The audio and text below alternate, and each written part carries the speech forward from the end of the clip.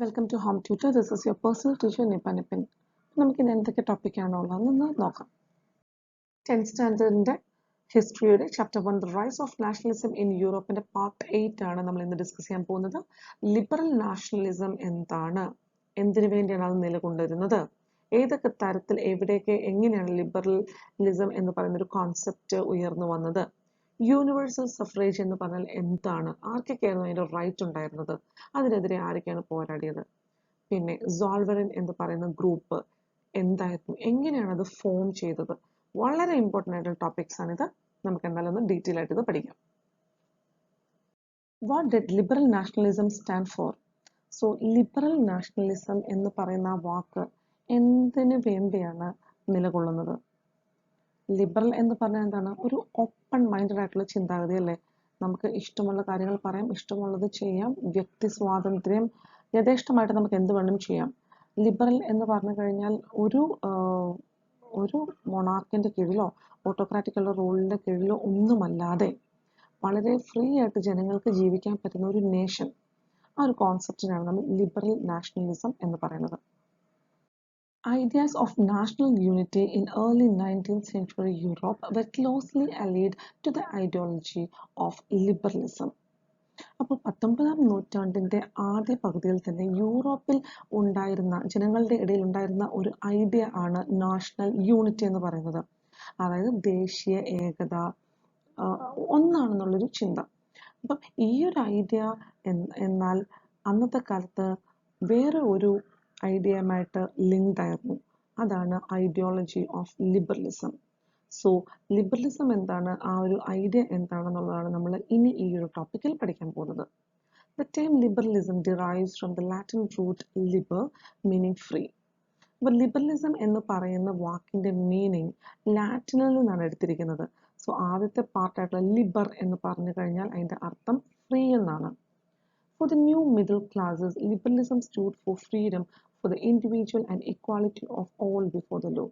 അപ്പോൾ new middle class എന്താണെന്ന് നമ്മൾ ഓൾറെഡി പഠിച്ചു കഴിഞ്ഞു, അവരെങ്ങനെയാണ് എമേർജ് ചെയ്തതെന്ന് നമ്മൾ പഠിച്ചു. സോ ആ ഒരു ടോപ്പിക്ക് പോയി ഒന്ന് ചെക്ക് ചെയ്തിട്ട് വേണം ഈ ഒരു സെഷനിലേക്ക് വരാൻ, എന്നാലേ നമുക്കൊരു കണ്ടിന്യൂറ്റി കിട്ടുകയുള്ളൂ. അപ്പോൾ ന്യൂ മിഡിൽ ക്ലാസ്, പുതിയതായിട്ടുണ്ടായി വന്ന മിഡിൽ ക്ലാസിൻ്റെ ഇടയ്ക്ക് ലിബറലിസം എന്ന് പറഞ്ഞു കഴിഞ്ഞാൽ എന്താണ്? വ്യക്തിഗതമായ സ്വാതന്ത്ര്യവും പിന്നെ എല്ലാവരും നിയമത്തിന് മുൻപിൽ തുല്യരാണ് എന്നുള്ള രണ്ട് കോൺസെപ്റ്റുകളാണ് അവരുടെ മനസ്സിൽ ലിബറലിസം എന്ന് പറഞ്ഞു കഴിഞ്ഞാൽ ഉണ്ടായിരുന്നത്. അപ്പോൾ രണ്ട് കാര്യങ്ങളാണ് ന്യൂ മിഡിൽ ക്ലാസിൻ്റെ മനസ്സിൽ ലിബറലിസം എന്ന് പറഞ്ഞു കഴിഞ്ഞാൽ വരുന്നത്. ഒന്ന്, ഫ്രീഡം ഫോർ ദ ഇൻഡിവിജ്വൽ, അതായത് വ്യക്തിഗത സ്വാതന്ത്ര്യം. രണ്ട്, equality of all before the law. രാജാവാണേലും സ്ലേവ് ആണേലും ആരാണെങ്കിലും, ഏത് തരത്തിൽ, വിമൻ ആണേലും മെൻ ആണേലും അവർക്ക് ഒരു ഡിസ്റ്റിങ്വിഷനും കാണത്തില്ല. അവരെല്ലാം നിയമത്തിൻ്റെ മുൻപിൽ ഒന്നായിരിക്കും. ഉദാഹരണത്തിന് ഒരു രാജാവ് ഒരാളെ കൊന്നു, അതേപോലെ തന്നെ ഒരു സ്ലേവ് ഒരാളെ കൊന്നു. അങ്ങനെയാണെങ്കിൽ രണ്ടുപേർക്കും ഒരേ ശിക്ഷയായിരിക്കണം കിട്ടേണ്ടത്. അല്ലാതെ രാജാവിനെ വെറുതെ വിടുകയും ആ ഒരു സ്ലേവിനെ തൂക്കിക്കൊല്ലുകയും ചെയ്തു കഴിഞ്ഞാൽ അവർ ഒരിക്കലും നിയമത്തിന് മുൻപിൽ തുല്യരാവുന്നില്ല. നിയമത്തിന് മുൻപിൽ തുല്യത ഉണ്ടാവണമെന്നുണ്ടെങ്കിൽ ഈ പറയുന്ന എല്ലാ വ്യക്തികൾക്കും ഒരേ ശിക്ഷയും ഒരേ നിയമവുമായിരിക്കണം. Politically, it emphasized the concept of government by consent. അപ്പോൾ വ്യക്തികളുടെ ഇടയിൽ, മിഡിൽ ക്ലാസ്സിലെ വ്യക്തികളുടെ ഇടയിൽ ലിബറലിസം എന്ന് പറയുന്ന കോൺസെപ്റ്റ് ഈ പറയുന്ന രണ്ട് കാര്യങ്ങളാണ്. ഫ്രീഡം ഓഫ് ദ ഇൻഡിവിജ്വലും equality of all before the ലോയുമാണ്. എന്നാൽ രാഷ്ട്രീയപരമായ രീതിയിൽ, പൊളിറ്റിക്കലി ഇത് പറയുകയാണെങ്കിൽ എന്തിലാണ് കൂടുതൽ ലിബറലിസം എന്ന് പറയുന്ന കോൺസെപ്റ്റ് എന്തിലാണ് സ്ട്രെസ് ചെയ്തിരുന്നത്? അതായത് എല്ലാവരുടെയും സമ്മതം മൂലം ഉണ്ടാകുന്ന ഒരു ഗവൺമെൻറ്, ആ ഒരു കോൺസെപ്റ്റാണ് ലിബറലിസം എന്നാൽ പൊളിറ്റിക്കലി ജനങ്ങൾ ചിന്തിച്ചിരുന്നത്. സോ രാഷ്ട്രീയപരമായി പറയുകയാണെങ്കിൽ ലിബറലിസം എന്ന് പറഞ്ഞു കഴിഞ്ഞാൽ ജനങ്ങളാൽ റെപ്രസെൻ്റ് ചെയ്യുന്ന, ജനങ്ങളാൽ അംഗീകരിക്കപ്പെട്ട, എല്ലാവരുടെയും അനുമതിയോടുകൂടി ഉണ്ടാക്കിയ ഒരു ഗവൺമെൻറ് എന്നാണ് അർത്ഥം. Since the French Revolution, liberalism had stood for the end of autocracy and clerical privileges, a constitution and representative government through parliament.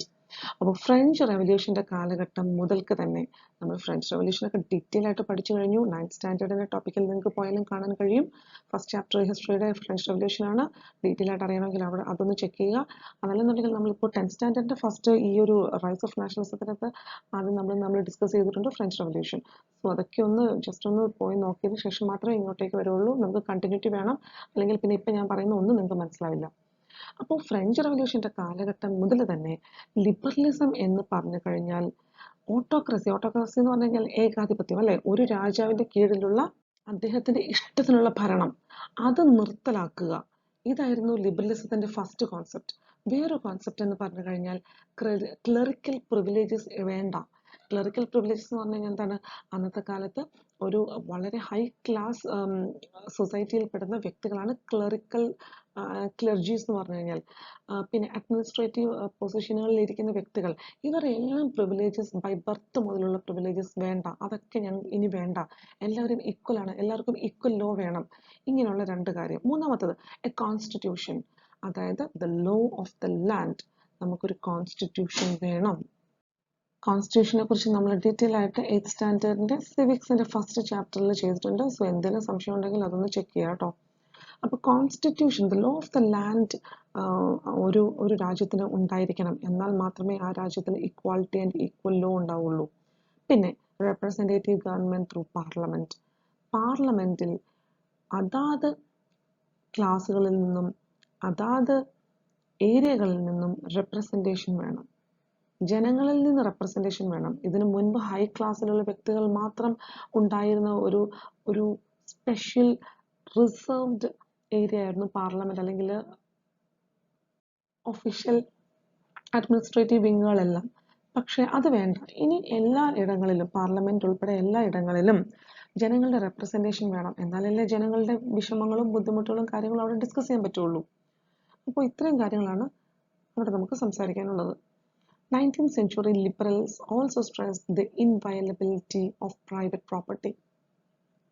അതുപോലെ തന്നെ 19th സെഞ്ച്വറിയിൽ ഉണ്ടായിരുന്ന ലിബറലിസം കോൺസെപ്റ്റ് മുറുകെ പിടിച്ചിരുന്ന വ്യക്തികളെയാണ് നമ്മൾ ലിബറൽസ് എന്ന് പറയുന്നത്. സോ ലിബറൽസ് ആയിട്ടുള്ള വ്യക്തികൾ അവർ മറ്റൊരു കാര്യത്തിനും കൂടി പ്രത്യേകം സ്ട്രെസ് ചെയ്തിരുന്നു, ഊന്നൽ കൊടുത്തിരുന്നു. എന്തിനു വേണ്ടി? പ്രൈവറ്റ് പ്രോപ്പർട്ടി ഒരു കാരണവശാലും ഇൻവയലബിൾ ആവരുത്. അതായത് ഇൻവയലബിൾ എന്ന് പറഞ്ഞാൽ എന്താണ്? പ്രൈവറ്റ് പ്രോപ്പർട്ടിയിലേക്ക് ആരും കടന്നു കയറാൻ പാടില്ല. ഓരോ വ്യക്തികളുടെയും പ്രൈവറ്റ് പ്രോപ്പർട്ടി അതാത് വ്യക്തികൾക്കുള്ളതാണ്. ഇൻവയലബിൾ എന്ന് പറഞ്ഞാൽ വയലേറ്റ് ചെയ്യാൻ പാടില്ല. അവരുടെ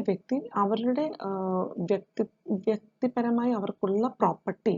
ഇപ്പോൾ ആ സ്ഥലം എന്ന് പറയുന്നത് മറ്റൊരാൾ അത് കയ്യേറിയെടുക്കാൻ പാടില്ല. രാജാവോ ജന്മിമാരോ ഒന്നും ഇതെൻ്റേതാണെന്ന് പറഞ്ഞ് കയ്യേറിയെടുക്കാൻ പാടില്ല. ആ പ്രൈവറ്റ് പ്രോപ്പർട്ടി ആ വ്യക്തിക്ക് സ്വന്തമായിരിക്കണം. ഈ ഒരു കാര്യവും കൂടി വളരെയധികം സ്ട്രെസ് ചെയ്തു. ബിക്കോസ് ആ ഒരു കാലഘട്ടത്തിൽ അരിസ്റ്റോക്രാറ്റ്സിനും ടോപ്പ് മോസ്റ്റ് പൊസിഷനിലിരിക്കുന്ന ക്ലാസ്സിലുള്ള വ്യക്തികൾക്ക് മാത്രമേ പ്രൈവറ്റ് പ്രോപ്പർട്ടി എൻജോയ് ചെയ്യാൻ പറ്റുള്ളായിരുന്നു. പക്ഷെ ആ ഒരു കോൺസെപ്റ്റ് മാറ്റിയിട്ട് ഉള്ളവരുടെ കയ്യിൽ പ്രോപ്പർട്ടി പിടിച്ചു മേടിക്കാൻ ആരും ഇനി വരരുത്. ആ ഒരു പ്രോപ്പർട്ടി അവരുടെ കയ്യിൽ സേഫ് കസ്റ്റഡിയിൽ ഉണ്ടാവണം എന്നും കൂടി ഒരു ഊന്നൽ കൊടുത്തു. അപ്പം 3 കോൺസെപ്റ്റ് 3 രീതിയിൽ നമ്മളിവിടെ പറയുന്നുണ്ട്. ന്യൂ മിഡിൽ ക്ലാസിൻ്റെ ചിന്തയിൽ ലിബറലിസം എന്ന് പറഞ്ഞു കഴിഞ്ഞാൽ ഫ്രീഡം ഫോർ ഇൻഡിവിജ്വൽസും equality of all before the ലോയുമാണ്. എന്നാൽ ഇനി വേറൊരു രീതിയിൽ പൊളിറ്റിക്കലി ലിബറലിസം എന്ന് പറഞ്ഞു കഴിഞ്ഞാൽ എന്താണ് സ്ട്രെസ് ചെയ്യുന്നത്?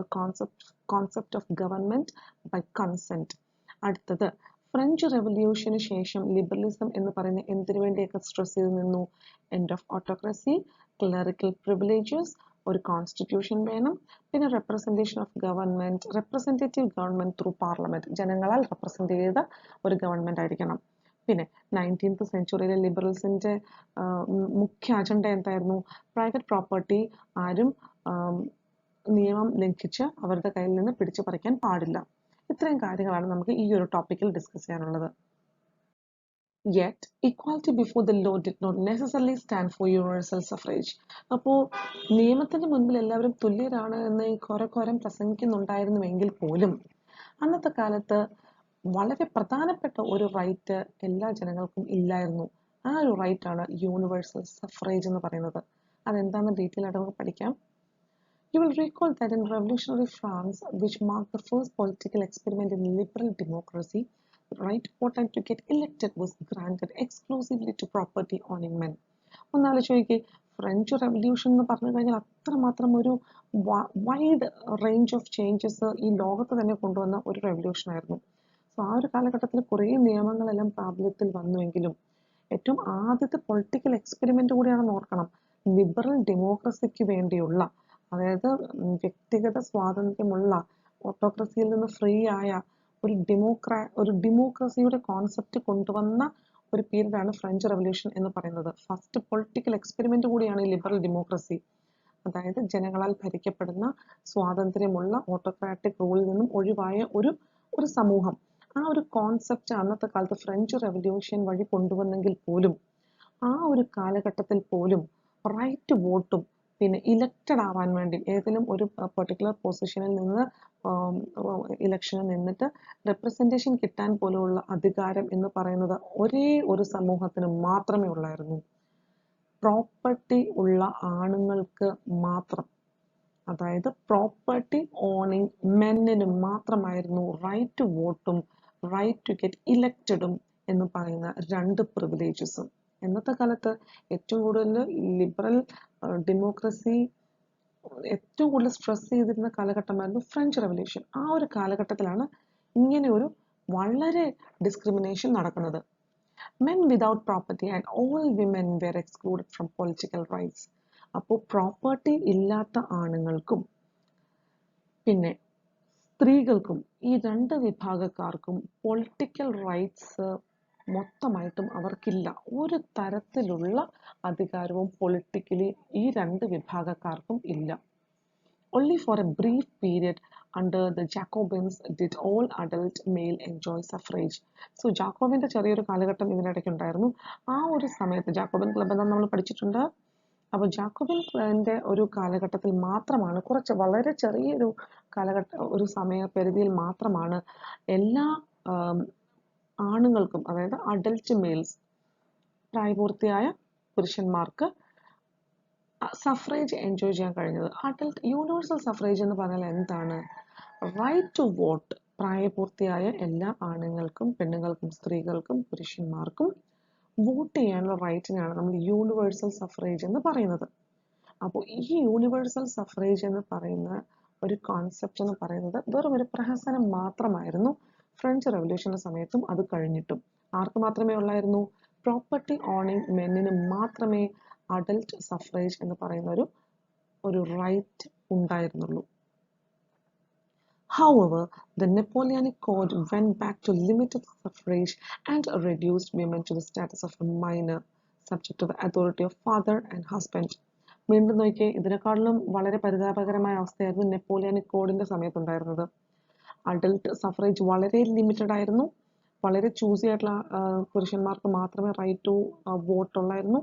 അത് മാത്രമല്ല, സ്ത്രീകളുടെ സ്റ്റാറ്റസ് എന്ന് പറയുന്നത് ഒരു മൈനറിന്റെ ലെവലിലേക്ക് കൊണ്ടുവന്നു. മൈനർ എന്ന് പറഞ്ഞാൽ എന്താണ്? കുട്ടികൾ. 18 വയസ്സിന് താഴെയുള്ള, ഇന്ത്യയിലാണെങ്കിൽ 18 വയസ്സുള്ള താഴെ ഉള്ള വ്യക്തികളെ നമ്മൾ കുട്ടികളെന്ന് വിളിക്കുന്നു. അപ്പം വിമന്റെ സ്റ്റാറ്റസ് എങ്ങോട്ടേക്ക് പോയി?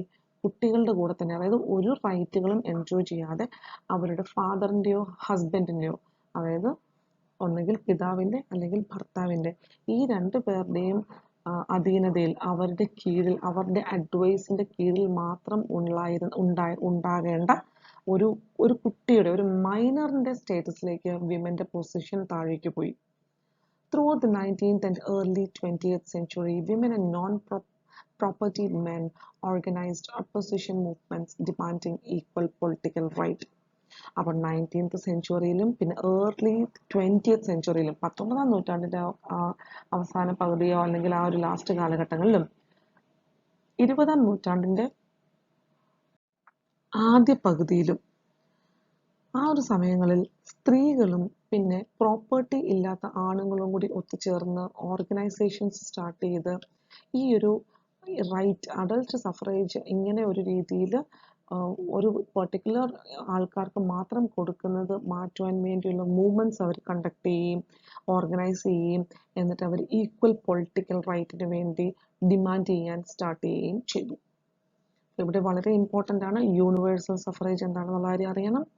പിന്നെ ഫ്രഞ്ച് റവല്യൂഷൻ്റെ കാലഘട്ടത്തിൽ, അതും പൊളിറ്റിക്കൽ എക്സ്പെരിമെൻ്റ് നടത്തിയ ആദ്യ കാലഘട്ടങ്ങളിൽ ലിബറൽ ഡെമോക്രസിയുടെ ഏറ്റവും ബെസ്റ്റ് ഒരു സിറ്റുവേഷനിൽ, വളരെ നല്ല ഒരു സമയത്ത് പോലും റൈറ്റ് ടു വോട്ട് എന്ന് പറയുന്ന ഒരു കാര്യവും ഗെറ്റ് ഇലക്റ്റഡ് എന്ന് പറയുന്ന ഒരു കോൺസെപ്റ്റും വെറും ഒരു ചിന്ത മാത്രമായിരുന്നു, അല്ലെങ്കിൽ ഒന്നുമല്ലാത്തൊരു കാലഘട്ടമായിരുന്നു ആ ഒരു സിറ്റുവേഷൻ. ആർക്കൊക്കെ? പ്രോപ്പർട്ടി ഇല്ലാത്ത ആണുങ്ങൾക്കും പിന്നെ സ്ത്രീകൾക്കും. അപ്പോൾ ആർക്കായിരുന്നു ഈ ഒരു right to get elected and right to vote ഉണ്ടായിരുന്നത്? Property owning മെന്നിന്.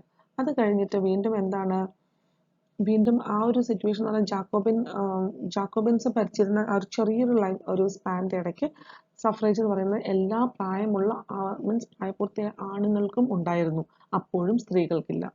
ദെൻ അഗെയിൻ നെപ്പോളിയനിക് കോഡിൻ്റെ സമയത്ത് എന്താണ്? വീണ്ടും ആ ഒരു സിറ്റുവേഷൻ വേഴ്സ് ആവുന്നു. സഫ്രേജ് എന്ന് പറയുന്നത് വളരെ ലിമിറ്റഡ് ആക്കുന്നു. പിന്നെ സ്ത്രീകളെ വെറും മൈനറിൻ്റെ പൊസിഷനിലേക്ക് എത്തിക്കുന്നു. ഫാദറിൻ്റെ ഹസ്ബൻഡിൻ്റെ അതോറിറ്റി ഇല്ലാതെ അവർക്ക് ഒന്നും ചെയ്യാൻ പറ്റത്തില്ല എന്നൊരു സിറ്റുവേഷനിലേക്ക് എത്തുന്നു. വീണ്ടും അപ്പം ഇങ്ങനെയൊക്കെ വന്നപ്പോഴേക്കും ആരൊക്കെ ഇറങ്ങുന്നു? നോൺ പ്രോപ്പർട്ടി മെന്നും വിമനും അവർ സ്ട്രഗിളുകൾ കണ്ടക്ട് ചെയ്യുന്നു, മൂവ്മെൻറ്റുകൾ കണ്ടക്ട് ചെയ്യുന്നു. അവർ എന്തിനു വേണ്ടി ഓർഗനൈസ് ചെയ്തു? Demanding equal political right. ഇതാണ് നമുക്കിവിടെ ഡിസ്കസ് ചെയ്യാനുള്ളത്. In the economic sphere, liberalism stood for the freedom of markets and the abolition of state-imposed restriction on the movement of goods and capital. അപ്പോൾ economic സ്പിയറിൽ വെച്ച് നോക്കുമ്പോൾ liberalism എന്ന് പറയുന്ന concept എന്താണ്? Freedom of മാർക്കറ്റും പിന്നെ abolition of state imposed restriction on the movement of goods and Capitals. Freedom of market എന്ന് പറഞ്ഞു കഴിഞ്ഞാൽ ഒരു വസ്തു വിൽക്കാനുള്ള അവകാശം, ഒരു വസ്തു മേടിക്കാനുള്ള അവകാശം. അന്നത്തെ കാലത്ത് ചില വസ്തുക്കൾ മേടിക്കാൻ ഹൈ ക്ലാസ്സിലുള്ള വ്യക്തികൾക്ക് മാത്രമേ കഴിയുകയുള്ളായിരുന്നു. അതൊക്കെ മാറ്റിയിട്ട് എല്ലാ കോമൺ പീപ്പിളിന് ഈക്വലായിട്ട് സാധനങ്ങൾ ഷെയർ ചെയ്യാനും മേടിക്കാനും ഒക്കെയുള്ള റൈറ്റ്. പിന്നെ ചില ബിസിനസ് ഒരു പെർട്ടിക്കുലർ വ്യക്തികൾക്ക് മാത്രമേ നടത്താൻ കഴിയുള്ളായിരുന്നു. അപ്പം അങ്ങനെയുള്ള കാര്യങ്ങളെല്ലാം മാറ്റിയിട്ട് മാർക്കറ്റിൻ്റെ ഫ്രീഡം ഉണ്ടാക്കുക. രണ്ടാമത്തത് abolition of state imposed restriction. എന്തൊക്കെയായിരുന്നു അതൊക്കെ? ഒരു ഏരിയയിൽ നിന്ന് മറ്റൊരു ഏരിയയിലേക്ക് പോകുമ്പോൾ 5 സ്ഥലങ്ങളുണ്ടെങ്കിൽ 5 സ്ഥലത്തും ടാക്സ് കൊടുക്കേണ്ടതായിട്ട് വരാറുണ്ട് മിക്കപ്പോഴും ട്രേഡേഴ്സിന്. അതുകൊണ്ട് തന്നെ അവരുടെ ഗുഡ്സിന് മൂവ്മെന്റ് എന്ന് പറയുന്നത് യഥാർത്ഥത്തിൽ ഒരു ഫ്രീഡത്തോടുകൂടി അല്ലായിരുന്നു. അവർക്ക് ഒത്തിരി അധികം ബുദ്ധിമുട്ടേണ്ടതായിട്ട് വന്നിട്ടുണ്ട്. ഈ ഒരു ടാക്സ് അടച്ച് തന്നെ അവരുടെ പ്രോഫിറ്റ് മൊത്തം അവിടെ തീരുകയാണ്. അതല്ലെന്നുണ്ടെങ്കിൽ ക്യാപിറ്റലിന്റെ ഈസി ആയിട്ടുള്ള ഒരു ഫ്ലോ. ഇപ്പോൾ ഒരു കൺട്രിയിൽ തന്നെ ഇപ്പോൾ ഫ്രാൻസ് എടുക്കുകയാണെങ്കിൽ ഫ്രാൻസിന്റെ പല ഭാഗങ്ങളിൽ പല കറൻസിയാണ് യൂസ് ചെയ്യുന്നത്. അതുകൊണ്ട് തന്നെ ഈ ഒരു കറൻസി കോഡിഫൈഡ് അല്ലാത്തതുകൊണ്ട്, ഒറ്റ കറൻസി യൂസ് ചെയ്യാത്തതുകൊണ്ട് ഇതിൻ്റെ വെൾത്ത് അല്ലെങ്കിൽ വാല്യൂ ഡിഫറൻ്റ് ആയിരുന്നു. അപ്പോൾ മൂല്യം മാറിക്കൊണ്ടിരിക്കുന്നത് അനുസരിച്ച് ഇവരെ ക്യാപിറ്റൽ അല്ലെങ്കിൽ ഗുഡ്സ്, ഈ രണ്ട് വസ്തുക്കളുടെയും വെയിറ്റ്, ക്വാണ്ടിറ്റി, പിന്നെ അതിൻ്റെ വെൾത്ത്, അതിൻ്റെ വാല്യൂ, ഇവയൊക്കെ ചേഞ്ച് ചെയ്തുകൊണ്ടേയിരിക്കുകയാണ്. അത് മാറണം. സോ ഒന്ന് അബോളിഷ് ചെയ്യുക, എന്തൊക്കെ? സ്റ്റേറ്റ് ഇമ്പോസ് ചെയ്തിരിക്കുന്ന ചില റെസ്ട്രിക്ഷൻസ്, പിന്നെ ഫ്രീഡം ഓഫ് മാർക്കറ്റ്. അപ്പോൾ ഇത് എക്കണോമിക് സ്പിയറിൽ ലിബറലിസത്തിനെ എങ്ങനെ കണ്ടു എന്നുള്ളതാണ്. നമ്മൾ മുമ്പ് എന്തൊക്കെ പഠിച്ചു? മിഡിൽ ക്ലാസ്സുകാരെ എങ്ങനെ ലിബറലിസത്തിനെ കണ്ടു എന്നുള്ളത് പഠിച്ചു. ഫ്രഞ്ച് റവല്യൂഷണറീസ് ലിബറലിസത്തിനെ എങ്ങനെ കണ്ടു എന്ന് പഠിച്ചു. 19th സെഞ്ച്വറിയിൽ ലിബറൽസ് എങ്ങനെയാണ് ഈ ഒരു കോൺസെപ്റ്റിനെ കണ്ടതെന്ന് പഠിച്ചു. പൊളിറ്റിക്കൽ ഫീൽഡിൽ എന്താണ് ലിബറലിസം എന്നൊക്കെ നമ്മൾ പഠിച്ചു കഴിഞ്ഞു. During the 19th century, this was a strong demand of the emerging middle class. അപ്പം മേൽ പറഞ്ഞ ഈ എക്കണോമിക് സ്പിയറിലുള്ള ലിബറലിസം എന്ന് പറയുന്നത് 19th സെഞ്ച്വറിയിൽ മിഡിൽ ക്ലാസ്സുകാരുടെ ഇടയിൽ ഉയർന്നു വന്ന ഒരു വളരെ സ്ട്രോങ് ആയിട്ടുള്ള ഒരു ഡിമാൻഡ് കൂടിയായിരുന്നു. Let us take the example of the German speaking region in the first half of the 19th century. അതുകൊണ്ട് നമുക്കൊരു എക്സാമ്പിൾ പറഞ്ഞ് നമുക്കിതിനെ ഒന്ന് ഡീറ്റെയിൽ ചെയ്ത് നോക്കാം. ജർമ്മൻ സ്പീക്കിംഗ് ഏരിയ 19th സെഞ്ച്വറിയുടെ ഫസ്റ്റ് ഹാഫിലെ ജർമ്മൻ സ്പീക്കിംഗ് ഏരിയയുടെ ഒരു എന്താണെന്ന് എനിക്കറിയില്ല, നമുക്കതൊന്ന് ഡിസ്കസ് ചെയ്ത് നോക്കാം താഴേക്ക്. Napoleon's administrative measures had created out of countless small principalities a confederation of 39 states. നെപ്പോളിയന്റെ administrative മെഷേഴ്സിന്റെ ഭാഗമായിട്ട് ആയിരക്കണക്കിന് ചെറിയ നാടുവാഴികൾ, അതായത് സ്മോൾ പ്രിൻസിപ്പാലിറ്റീസ് എല്ലാവരും കൂടി കൂടിച്ചേർന്ന്, കോൺഫെഡറേഷൻ എന്ന് പറഞ്ഞാൽ ചെറിയ കൂട്ടായ്മ. സോ ആയിരക്കണക്കിന് നാടുവാഴികൾ ഒരുമിച്ച് ചേർന്ന് 39 സ്റ്റേറ്റുകൾ ഉണ്ടാക്കി. Each of these possessed its own currency and weights and measures. ഓരോ കോൺഫെഡറേഷൻ ഓഫ് സ്റ്റേറ്റിനും അതാത് കറൻസി, നോട്ടുകൾ ഉണ്ടായിരുന്നു, വെയ്റ്റ്സ് ആൻഡ് മെഷേഴ്സ് ഉണ്ടായിരുന്നു. ഓരോ സ്ഥലങ്ങളിൽ ഓരോ തരത്തിലുള്ള വെയ്റ്റുകളും മെഷറുകളുമാണ് ഫോളോ ചെയ്തിരുന്നത്. A merchant traveling in 1833 from Habsburg to Nuremberg to sell his goods would have had to pass through 11 customs barrier and pay a customs duty of about 5% at each one of them. അപ്പോൾ ഒരു merchant 1833 യാത്ര ചെയ്യുന്ന ഒരു കച്ചവടക്കാരൻ അദ്ദേഹം ഹാംബർഗിൽ നിന്ന് Nuremberg വരെ യാത്ര ചെയ്ത് അദ്ദേഹത്തിന് ഗുഡ്സ് വിൽക്കുവാൻ വേണ്ടി യാത്ര ചെയ്യുമ്പോൾ 11 കസ്റ്റംസിന്റെ ചെക്ക് പോസ്റ്റുകൾ കടക്കേണ്ടതായിട്ടിരിക്കുന്നു. അപ്പോൾ 11 സ്ഥലത്തും 11 പാസ് ഉണ്ട്. ഈ 11 ഏരിയകളും ക്രോസ് ചെയ്യുമ്പോൾ അദ്ദേഹം ഓരോ സ്ഥലങ്ങളിലും 5% കസ്റ്റംസ് ഡ്യൂട്ടി പേ ചെയ്യേണ്ടതായിട്ടും വരുന്നുണ്ട്. അപ്പൊ 11 5 55 വട്ടം 55% അല്ലേ, അത്രയും ഒരു amount അദ്ദേഹം ടാക്സ് ആയിട്ട് തന്നെ അടയ്ക്കേണ്ടതായിട്ട് വരുന്നു. Duties were often levied according to the weight or measurement of the goods. വീണ്ടും ഇത് കൂടാതെ പല തരത്തിലുള്ള മറ്റ് ടാക്സുകളും ഡ്യൂട്ടീസും കൂടി ഇവര് കൊടുക്കേണ്ടതായിട്ട് വരുന്നു. എപ്പോ വെയിറ്റ് മെഷറും ഇവര് പല സ്ഥലങ്ങളിൽ ചേഞ്ചിങ് ആണെന്ന് പറഞ്ഞു. അപ്പൊ അവിടെ എല്ലാം മാറുന്നതനുസരിച്ച് എക്സ്ട്രാ എന്തെങ്കിലുമൊക്കെ amount കൂടി കൊടുക്കേണ്ടതായിട്ട് വരുന്നുണ്ട്. As each region had its own system of weights and measures, this involved time consuming calculation. ഇപ്പൊ നമ്മുടെ കയ്യിൽ ഒരു 10 കിലോ അരി ഉണ്ടെങ്കിൽ അത് ജമ്മു കാശ്മീരിൽ പോയാലും ആ ഒരു അരിയുടെ വെയിറ്റ് എന്ന് പറയുന്നത് 10 കിലോ തന്നെയാണ്. അപ്പോൾ നമുക്കറിയാം ഒരു വലിയൊരു ലോഡൊക്കെ എന്താ ചെയ്യുന്നത്, ഇപ്പോൾ ഇവിടെ വെയ് ചെയ്യുന്ന വലിയ മെഷീൻസ് ഉണ്ട്. അപ്പോൾ ലോറി ഗുഡ്സ് ഉൾപ്പെടെയാണ് അവിടെ കയറി വെയിറ്റ് നോക്കുന്നത്. ആ ഒരു വെയിറ്റ് എഴുതിയിരിക്കുന്ന പേപ്പർ എന്ന് പറയുന്നത് ജമ്മു പോകുന്നവരെയും ഇവിടുന്ന് കേരളത്തിൽ നിന്ന് ജമ്മു കാശ്മീർ പോകുന്നവരെയും എവിടെ നോക്കിയാലും അത് സെയിം ആയിരിക്കും, അതിന് മാറ്റം ഉണ്ടാവില്ല. പക്ഷെ അന്നത്തെ കാലത്ത് അങ്ങനെ ആയിരുന്നില്ല. 1833 സിറ്റുവേഷൻ അങ്ങനെ ആയിരുന്നില്ല. അപ്പോൾ ഈ ഒരു വെയ് ആൻഡ് മെഷർ പല സ്ഥലങ്ങളിൽ പലതായിരുന്നത് കൊണ്ട് പല കോൺഫെഡറേഷൻ, ഇപ്പം 39 കോൺഫെഡറേഷൻ ഓഫ് സ്റ്റേറ്റ് ഉണ്ടെന്ന് പറഞ്ഞു. ഈ 39 സ്റ്റേറ്റുകളിലും 39 തരത്തിലുള്ള വെയിറ്റ് മെഷറുമായിരുന്നു. അതുകൊണ്ട് തന്നെ ഒരു ഏരിയയിൽ നിന്ന് മറ്റൊരു ഏരിയയിലേക്ക് പോകുമ്പോൾ ഓരോ സ്ഥലത്തും അവർ അഴിച്ച് എല്ലാം തുറന്നു വെച്ച് വെയിറ്റ് എടുക്കുകയും മെഷർമെന്റ് കറക്റ്റ് എടുക്കുകയും ചെയ്യേണ്ട ഒരു സിറ്റുവേഷൻ ആയിരുന്നു ഉണ്ടായിരുന്നത്. The measurement of cloth, for example, was a L, which in each region stood for a different length. അപ്പോൾ ഉദാഹരണത്തിന് തുണിത്തരങ്ങൾ ഒരു ട്രേഡർ കൊണ്ടുപോവുകയാണ്. അപ്പോൾ ഒരു കച്ചവടക്കാരൻ്റെ കയ്യിൽ കുറച്ച് തുണികളുണ്ട്. അപ്പോൾ അന്നത്തെ കാലത്ത് തുണി അളക്കുന്ന മെഷർമെന്റ് പേരാണ് L. സോ L ഓരോ സ്ഥലങ്ങളിലും ഓരോ അളവാണ്. അപ്പോൾ അദ്ദേഹത്തിന്റെ കയ്യിലുള്ള ഒരു 100 മീറ്റർ തുണി ഉണ്ടെങ്കിൽ ഈ L എന്ന് പറയുന്നത് ആദ്യത്തെ സ്റ്റേറ്റിൽ ആ ഒരു മെഷർമെന്റ് 100 മീറ്റർ തന്നെ കാണിക്കുമായിരിക്കാം. പക്ഷെ അടുത്ത സ്ഥലത്ത് പോകുമ്പോൾ അത് 80 മീറ്റർ ഉണ്ടാവുള്ളൂ. പിന്നെ വീണ്ടും അടുത്ത സ്ഥലത്ത് പോകുമ്പോൾ ഈ L തന്നെ അവിടെ 150 മീറ്റർ ചിലപ്പോൾ കാണിക്കാം. അപ്പോൾ ഓരോ സ്ഥലത്തും വെയ് ആൻഡ് മെഷർ മാറിക്കൊണ്ടേയിരുന്നു. An L of textile material bought in Frankfurt would get you 54.7 centimeter of cloths. In Mainz, 55.1 centimeter. In Nuremberg, 65.6 centimeter. In Freiburg, 53.5 centimeter. അപ്പോൾ L എന്ന് പറയുന്നതാണ് ടെക്സ്റ്റൈൽസ് തുണിത്തരങ്ങൾ അളക്കുന്ന ഒരു മെഷർമെന്റിന്റെ പേര്. അപ്പോൾ നമുക്ക് ഒരു ഇടത്തു നിന്ന് മറ്റൊരിടത്തേക്ക് യാത്ര ചെയ്യുമ്പോൾ ഫ്രാങ്ക്ഫർട്ടിലാണെന്നുണ്ടെങ്കിൽ 54.7 സെന്റിമീറ്റർ ക്ലോത്ത് നമുക്ക് കിട്ടും ഒരു L എന്ന് പറയുന്നത്.